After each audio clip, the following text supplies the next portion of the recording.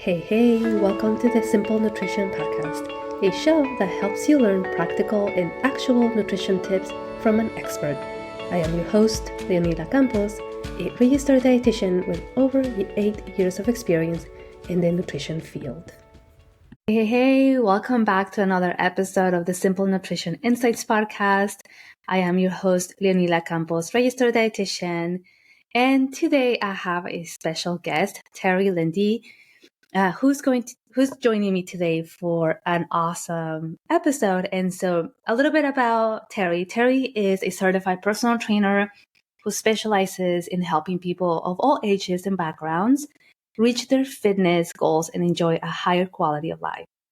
He has a Bachelor's of Science degree in physical education with a minor in business from Washington State University and carries certifications with the American College of Sports Medicine, National Academy of Sports Medicine, World Instructor Training Schools, and the National Strength Coaches Association. Terry has written and published 4 books: The Final Edge, Look and Feel Your Best, The Final Edge, Peak Performance, The Final Edge, You Are What You Eat, and The Final Edge, Iron Athlete Training Journal. So, to say the least, I am very excited to have Terry, and today we're going to talk about something that I get often, right, when I have new clients that are going into this new journey of health, right? And that oftentimes is, I have no experience at the gym, or, how can I start? And so essentially today's topic is about tips on how to start a training program, right, for beginners. So I'm really excited. Thank you so much, Terry, for joining me, and welcome to the podcast. Thanks for having me. Yeah, so I want to start with just asking you, right? Obviously, you have a strong background, right, in personal training, in just all the books that you have written. And so tell us a little bit about your career, right? Like what got you into personal training, and how did you get there? I got started in personal training basically with my own sports program and training. So personally, I started training in junior high and always wanted to get into the fitness industry. I actually wanted to own a gym and got set up for that. But personal training was just getting started back in 1987 is when I graduated college. And the gym I was working at allowed me to start the whole personal training program and build it up. And I just continued that over the years. I like working with people and helping them with fitness, getting them stronger and seeing what it can do for enhancing their lifestyle. Awesome. That's, I think having that passion, right, really makes a difference when you're going into a field, and you can always grow, right? Grow from those experiences. Awesome. So I love that, you've written, you're an author of 4 books, right? And so writing in general is difficult, but what was maybe the main reason as to why you decided to write your books? Well, basically with my business, when I went out on my own, most of my clients were small business owners. So they were kind of my mentors, and I listened to their advice and kind of built my business around their advice and learned a lot over the years. And a lot of times people want to get started with a workout and they get a program and they go full bore, but they don't know necessarily what their body's trying to tell them and what to look for and listen for as far as how to make adaptations, when to push, when to hold back and such. So over the years, with all of the knowledge that I gained, I tried to put that into the books in a written format for people to help learn for how to begin, progress through a program, what are the keys for making a fitness program successful for the long term? So they're not just doing it for 1 or 2 months and get sick or injured. They're able to continue it for the rest of their life, make the changes that they need based on what their body's telling them, what their goals are, and give them all of the key principles. So that was kind of the reason I put the books together. And back when I did that, there wasn't really an internet. So there wasn't a lot of digital form. So it was all just in writing. So it was basically for clients' education. Yeah, awesome. And I think that's really important, right? The client education and really showing and teaching clients, right? Or just people in general how to do something versus like, just giving them a plan or giving them a paper, right? And like, here you go. But there's not that education, right? That, okay, how are they going to continue to do something, right? Or how are they going to continue to manage or achieve their goals if they don't have that education, right? I think the education part is extremely important, and I agree with you completely. Because even with nutrition, right, there's so much to know, but we almost have to sift through all the noise, right, and really focus on like, okay, what is the information that we really need, and what is the information that we can use to help you achieve your goals, right, and learn from them. And so, yeah, awesome. I'm glad that there was a need, right, and you were able to produce those books to help your clients with that specifically. So you've been a personal trainer for a long time, and so I think this is an important question right after the pandemic, because a lot of changes happen, right, either good or not so good. And so in your case, right, how was the pandemic, or how did the pandemic affect you in your personal training business? Well, the fitness industry was closed down for, I believe, around 9 months during the pandemic. So everything that I did was in person before the pandemic, and a lot of that turned virtual. So a lot of the people that I work with now for programs taking them through the exercises is done via Zoom, Skype, some virtual internet type platform. So the training portion now can be done anywhere. So a person doesn't have to go to a gym. They can get a workout. They can get personalized instruction at their home, at an office gym, at a gym, wherever it might be. So most of my appointments now are virtual versus in person. And that was the major change. Right. I think that was such a positive change, right? Just to shift that mindset us to like, oh, when I want to exercise, I always have to go to a gym, right? Or I always have to leave my house. And that changed things, right? It's like, no, you can do these things anywhere, right? Virtually anywhere. And I think, yeah, that's the positive thing about the pandemic, right? That you were able to shift quickly, right? Because this happened so fast from like in person to, okay, no, hey, we can keep going, right? We can do it online, which is a challenge, even though that was an option, right? I did see that challenge too with even now with clients, right? Like, I gained so much weight during the pandemic because the accessibility of food, right? We were home all day, but also not being able to know what to do, right? I have some clients that said, I used to work out, I used to go to the gym 3 to 5 times a week. When that closed and we went, we all were home, I didn't know what to do after that, right? I was lost. And I think that comes in, like the education part comes in, right? Like if you knew, right, what to do, even when you were not going to the gym, that would have helped. And so, yeah, I think that's the positive thing, right, about going virtually. And so with that in mind, right, because not everybody likes virtual. And so what were some of the challenges that you faced, right, either with clients that were resistant to virtual sessions, or just the challenges of going virtual, essentially? Yeah, there are people that will not do anything virtually. It has to be in person. So one of the biggest challenges was getting people to try it and get them comfortable with it. Outside, there's always going to be the issue of the connection issue and how good the quality is for working with different people in different locations, and the internet connection, because there is a lot of times it will freeze or it breaks up.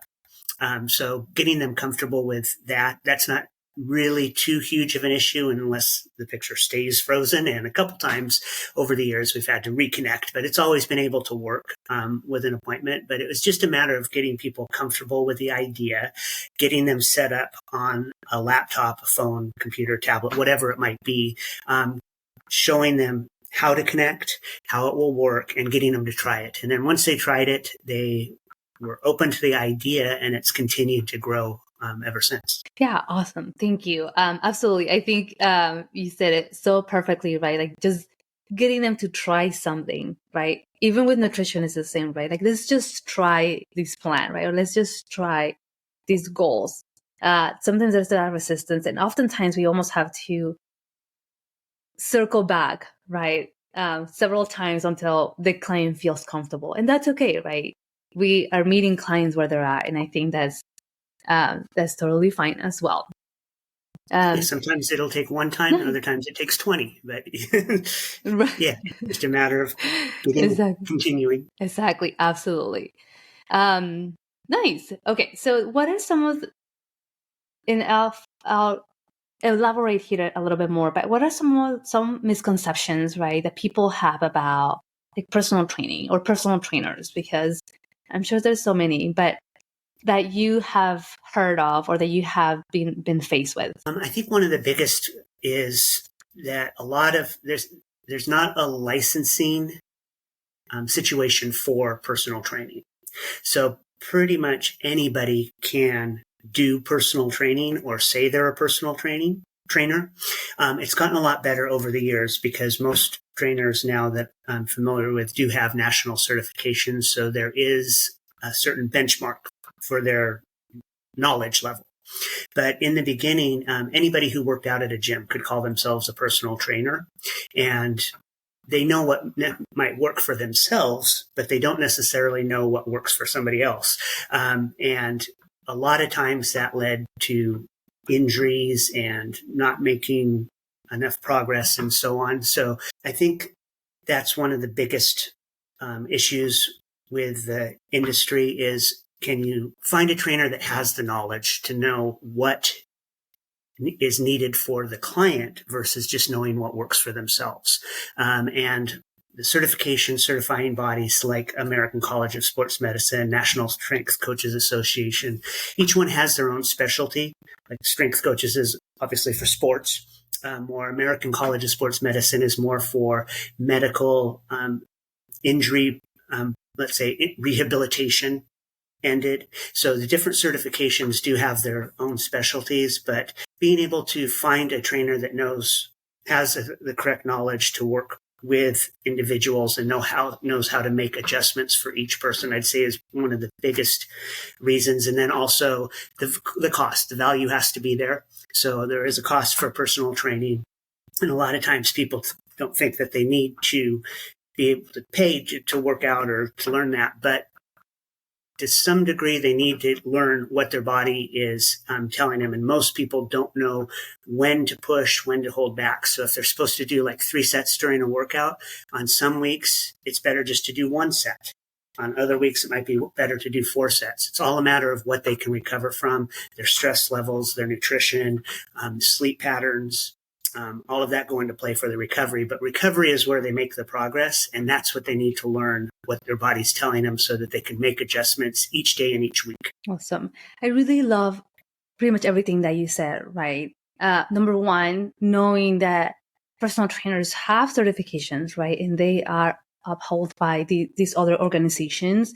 So you also have to keep up with trainings, right? With education. And so I think people have to really understand that, like, yeah, you can find probably people that can call themselves personal trainers, right? But then you have your actual certified personal trainers that have their certifications, right? And so in that aspect, right, as a consumer, right, as a client, is our a responsibility, right, to have that, to do that due diligence, right? Okay, yeah, you're a personal trainer, right? Tell me about your certifications, right? Tell me about your trainings.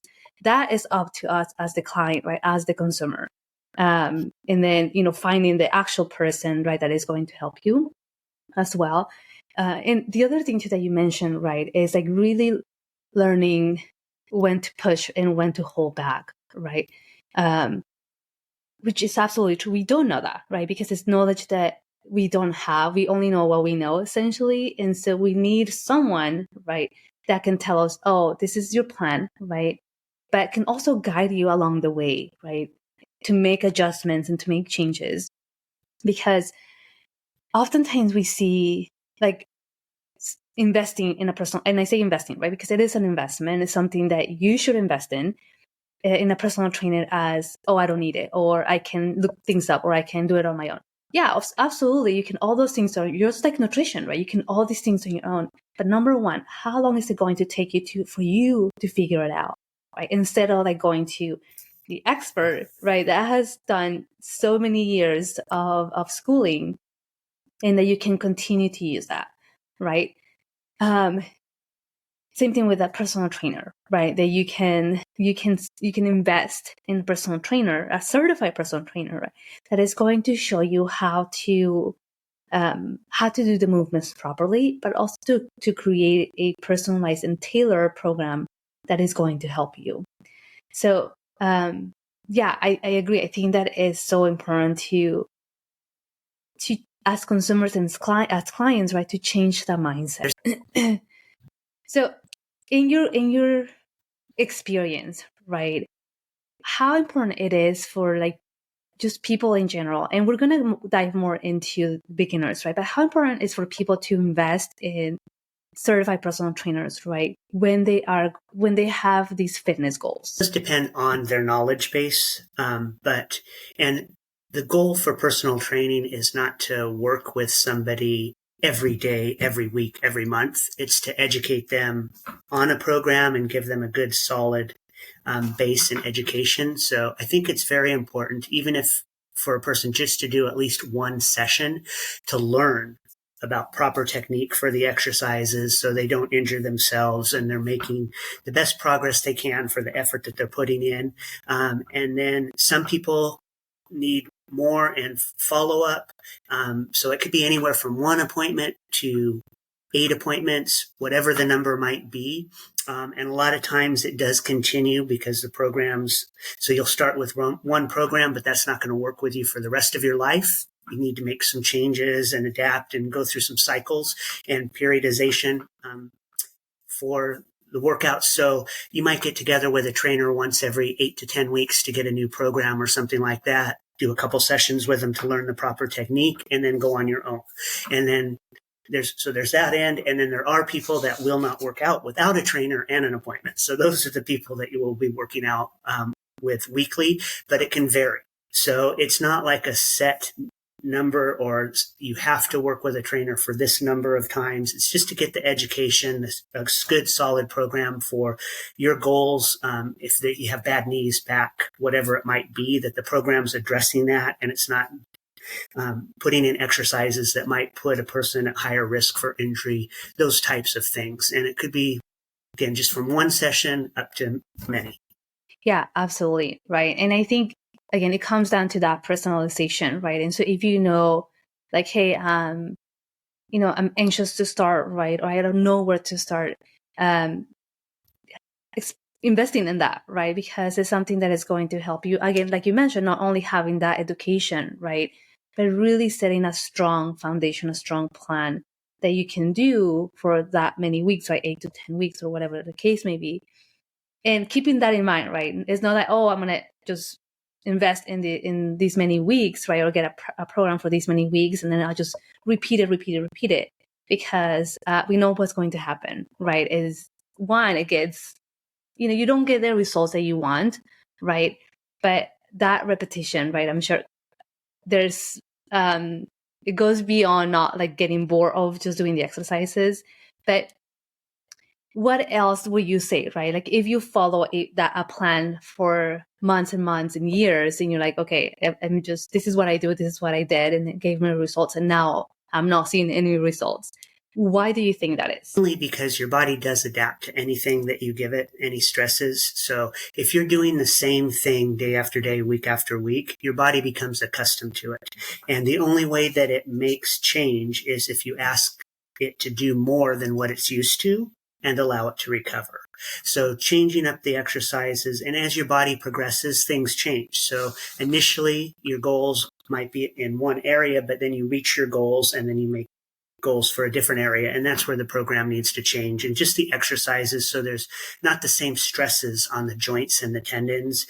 You can still make progress and allow for active recovery with other parts of the body, and different focus areas. And it's not like you have to be changing the program every, say, 4 weeks.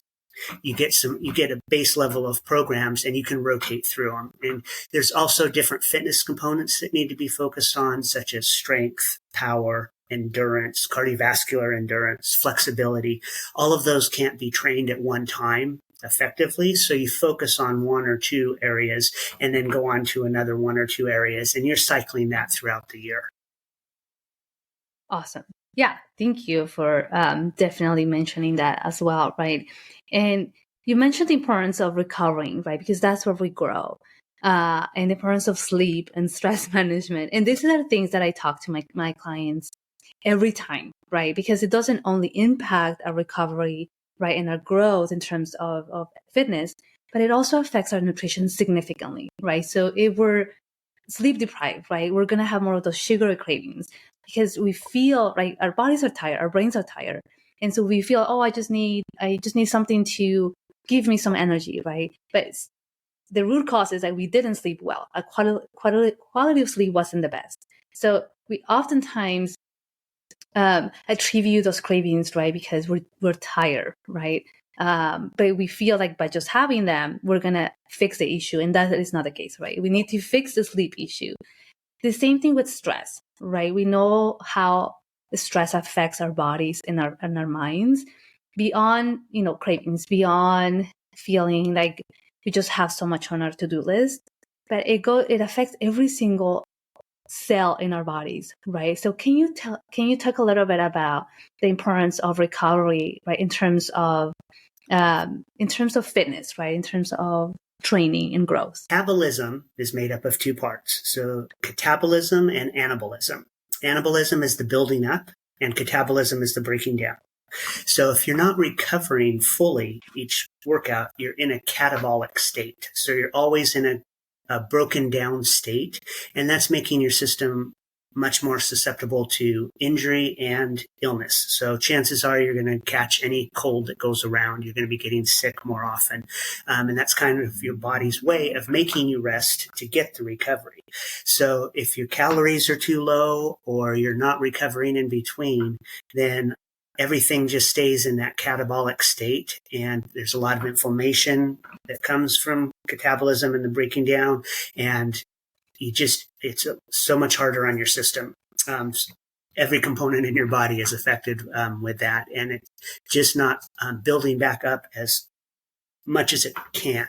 And one analogy I like is, so roughly 300 billion cells every day are replaced in your body, and about every 7 years you get a new body. Every cell has been replaced. So it's kind of like a copy machine. And if you're giving your body what it needs all through the 7 years, then the copies stay nice and clean. But if you get a blemish in there, then the next 7 years, you get a bigger blemish and a bigger blemish. And that's kind of the aging process. So we just need the recovery to be able to build up strong enough to prevent the injury and the illnesses. If you are giving your body everything it needs, your immune system is pretty strong. So it can fight off quite a bit of things such as COVID. But when you get into a weakened state, you're much more susceptible to all of that kind of negative situations. Yeah, thank you so much for explaining that. So I want to dive into our topic for today, right, which is, what are some of the tips that you would give to someone that wants to start training, right, wants to start adding some exercise, but they're beginners, right? They have no idea like how to do anything, or maybe they have some knowledge maybe, but they're just complete beginners. Like, what are some of the tips that you would provide? The biggest things is to set realistic goals. And a lot of times people, by far the majority of people that I've ever worked with, weight loss is their biggest goal. But defining exactly what that means, because a lot of times people are catabolic. And when they start lifting with no other changes, they're going to put on muscle that should have already been there. So they tend to gain weight at first. And by setting realistic goals and doing a body composition test of some sort. So the scale only gives you body weight, but you need to know how much is lean body mass and how much is fat mass and separate the two, because you can gain weight on the scale and lose body fat, but without some sort of body composition test, you won't know. So doing those types of things up front, knowing about any injuries or muscular imbalances, like if the front of the leg is tight, that can cause knee problems. So you want to know that and be able to address that before you work on strengthening the muscle a lot, because if you strengthen it, focus on that, it's going to tighten up even more and can cause issues. So addressing where the person is initially and finding that out. And then putting together the program, starting slowly. So if a lot of people go out and they'll find a program that says to do 3 or 4 sets of an exercise, but all you need to do to start is 1 set of the exercise, because your body isn't used to doing anything that you've just started. So it's going to be a new shock. And if you get any kind of muscle soreness, you don't need to do more than 1 set. So you continue with 1 set until your body tells you that you should go further by not getting sore anymore, that it's adapted. Then you can go to 2 sets and then 3 sets and build up slowly so that your body is able to recover. Those are some of the biggest things I've encountered with people over the years. Yeah. Thank you so much for bringing up the scale, right? Because it is in the realistic goals, right? Because it is so important to know exactly what we want, right? Of course, at the beginning, we might, and I hear this too, right? When I see clients, if it's for weight loss, I want to lose weight, right? Okay. Let's explore that a little bit more, right? Like, how does that really look like for you? And how are we going to measure that? And I think, bringing the body scan is so important, or any other way to measure our body fat, our body composition, right? Because oftentimes, and I see this often, right, with clients where they just are focusing so much on the scale, and more so with clients that have dieted in the past, right? Or everything is just about the scale. And it's going to be frustrating because we know how much the scale changes. And as you mentioned, right, we know that when you start training and you're doing strength training, there's going to be muscle building.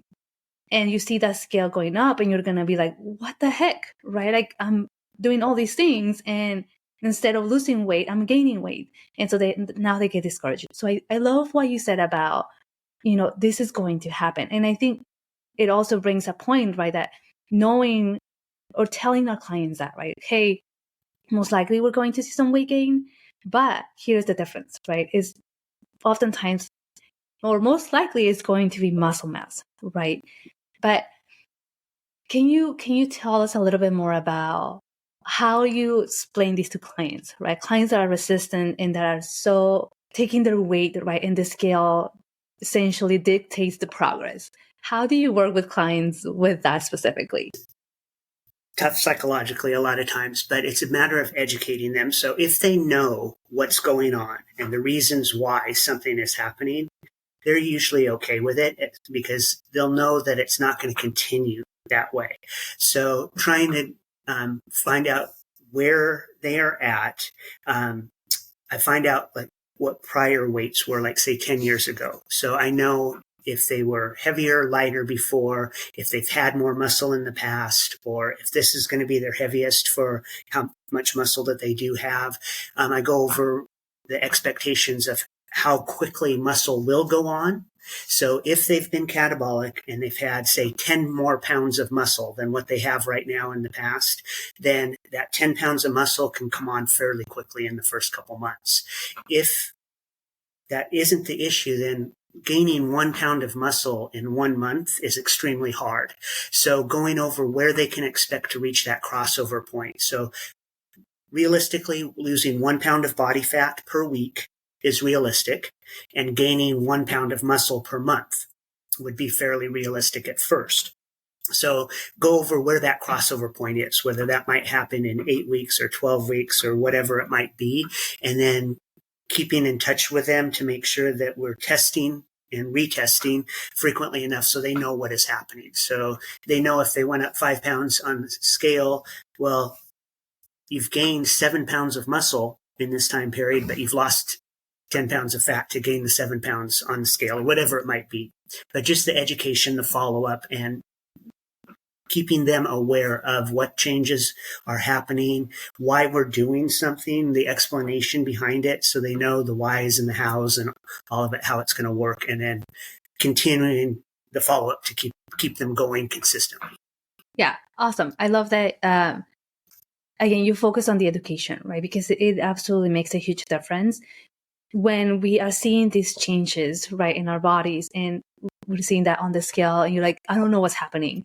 And so, of course, we're going to feel discouraged until we learn, right, like what is really happening to our bodies, and that we're adding some muscle mass, which is going to help us long term, right? Not only to, get to where we want to be, but also for longevity reasons, right? To strengthen our bones, right? And so I think those are important things to also educate our clients on as well. I want to talk a little bit about women specifically, right? Because especially as beginners, I often hear these that, oh, I don't want to do strength training, I don't want to do resistance training or lift weights because I don't want to look bulky or heavy, right? Or manly. What are your thoughts on that? Like, how do you approach those comments? Yes, definitely tougher with that. And again, it's a matter of educating them on, yes, they will gain muscle. This is how it will help your strength, your shape, your lifestyle, how you'll be able to move, function, do daily activities better. You're not going to be gaining so much muscle that you're going to look like a man. Hormones are different, going over those types of things with them and showing them how they're different, I should say, from men with hormones, and that they're not going to be gaining as much muscle as a man. Leg strength for women and men is pretty equal, pound for pound, but women don't have as much musculature in their upper body. And way back, one thing that was big was, I don't want to get a bulky neck and look like a fire plug. So it's a matter of taking the measurements and showing them that their neck isn't getting big, or if they're worried about a certain body part, like say legs or hips, something getting too big, we're taking the measurements, showing them how much, if they're getting larger with the body composition, why? Because of the muscle.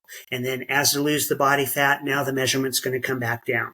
And it's, again, keeping them going to get them to that crossover point. And then they see their measurements coming back down, and they see their scale weight coming back down after a period of time. So it's, again, just a matter of educating them and communicating with them and staying in touch with them on a regular basis, whether I see them to talk with them in person, or it's email or text or whatever it might be, but just keeping that consistency going until they do have hit their crossover point for where the fat is coming off quicker than the muscle's coming on. Yeah, awesome. Thank you for explaining that. Because it is something that comes up often, and having to explain them, because exercise is something that I encourage, right? Working with a personal trainer is something that I highly encourage, right? Because I'm not a personal trainer. I am a dietitian, right? And so that I know my scope of practice, and I know my level of knowledge, but I can always refer, right? Which is something that I encourage all my clients, right? We have to do some kind of exercise, right? If we don't want to do the gym, or if we don't want to do strength training at the moment, let's start with something small. But the goal, right, is to add some strength training, not to get bulky, but because it's going to help us long term. It's going to help our metabolism, right? It's going to help us long term. Just the functionality and the mobility, right? As we get older, we lose that. And so we want to be able to establish that way before we get there. And so here's a question for you that I also get often. If I want to lose body fat, right? Oftentimes I get asked, if I want to lose weight, do I focus on cardio only, or do I focus on strength training only? Like, what is your answer here? I'd say both. So if a person's time frame is very limited, let's say they can only do 20 minutes at one time, I would design a program where it would be like a circuit. So it's keeping their heart rate up, so they're getting cardiovascular benefits, but they're also getting strength benefits also. But both are needed. So the more muscle you have, the more calories you burn 24 hours a day. So it's picking up your metabolism. That's where the fat is burned. So it's the more muscle you have, the more calories you burn, the more fat you're burning on a daily basis, 24 hours a day. Strength training is usually higher intensity. So it's considered anaerobic, which means without oxygen. So the fuel you're using is primarily carbohydrate, not fat for the actual workout, where with a cardiovascular workout, staying in your target heart rate, you're burning fat as a fuel source. So you're burning more fat as a fuel during the cardiovascular workout, but you're burning more fat 24/7 with gaining more muscle and strength, and you need both. And one other thing, like cardiovascular exercise will put on some strength in the legs or arms, depending on what movement you're doing, but it's not getting a full range of motion. And what you were talking about for mobility and such down the road and longevity is you need a strength balance between the front and the back of your body, the inside and the outside of joints, all around the musculature. There needs to be a certain strength balance through the full range to prevent injuries and allow and keep the mobility and the flexibility down the road. And strength training is you can gain strength without gaining a lot of size. It's a matter of how you do the program. If you wanted to focus on gaining as much strength and muscle as possible, there is that aspect, but you can gain strength and just a little bit of muscle without having to focus on gaining a lot of size. Awesome. Thank you for making that differentiation, right? And answering that question, because it is something that I hear or I get asked often, right? Or that comes up in sessions, right? And I agree with you, right? Of course, you're the personal trainer, certified personal trainer, but when I think about health-wise, right, they're both so beneficial, right? We have our cardio, which is going to help our cardiovascular health, right? And then we have our strength training for strong muscles, strong bones. So we want to be able to do both for overall health and well-being. And I love how you mentioned about like the time, right? Like if you just have 20 minutes, which who doesn't have 20 minutes, right? Like we can make that work. And doing that in a circuit type of training, right? That where you are getting your cardio and you're also getting some strength training in it. And we don't have to spend 2 hours at the gym, right? Or something like that, which it's another thing that I get asked, right? Like, do I have to go, or I hear this often, oh, I don't have an hour or 2 hours to go to the gym and exercise. And I often say, I don't either, right? But we can do other things, right? Like we can make things work. So I love that you mentioned that, in that essentially, right, you accommodate the training to the amount of time that the client has. And make it so sustainable, right, and so attainable, which is great. So even if they can only do 5 minutes a day, it's the consistency over the long haul that's going to get them the progress. So 5 minutes a day, they might not make as much progress as if they could do 20 minutes, but they're still going to make progress. And as long as they're consistent, they will reach their goals over the long haul. Right. Yeah. Awesome. Okay. So we talked about some tips, right? And some of the tips that you provided. So knowing where they're at, right? The body composition, and just measuring that often, and seeing what type of exercises they can do, right? Okay. So how can people work with you, right? Where can they find you? How can they reach out to you if they're interested in your services? How can they get in contact with you? Either call me directly it's a toll-free number, 877-492-1957, or email me. I'd be glad to go over any questions with them. And I believe I sent you a link for my scheduling page if they wanted to schedule like a conversation over a Zoom or a Skype or something like that as well. So any of those would work well.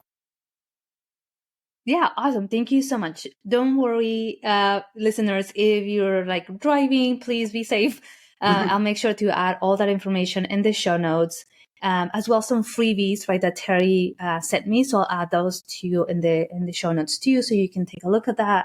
Any final thoughts? Anything else that you would like to add or say to this person that wants to start exercising, but they don't know where to start? It's right to do it now. So just start slow start with where you're at for your body. There is a lot of information available out there. If you would like, there's also a member resource area at our website, destinymanagement.com, that people could go to that have tons of articles and information on putting together programs. And then again, please feel free to contact me and I'd be glad to go over any questions anybody has. Absolutely. Yeah, thank you so much for your time and all the information that you provided, right? I think making this super doable, right, and super simple to start. It's something that's all we need, right, to take that step and start moving our bodies, right? I love that you focus so much on the education aspect of it, right? That is knowledge that we're going to have and that we're going to keep with us, right, for the rest of our lives. So yeah, absolutely. Thank you so much for your time. I'll make sure to add all those details in the show notes. Yeah, thank you again. Anything else that you would like to add? Appreciate you having me on the show. Thank you very much. Absolutely. No problem. Thank you so much. Thank you, everybody, for your time. Remember to stay safe and stay strong, and I will see you in another episode. Bye-bye for now. This podcast, the links and resources provided are for the purpose to educate only and are not a replacement for medical advice or nutrition therapy. I suggest you seek out the help of a trained professional to help you with your specific situation and needs.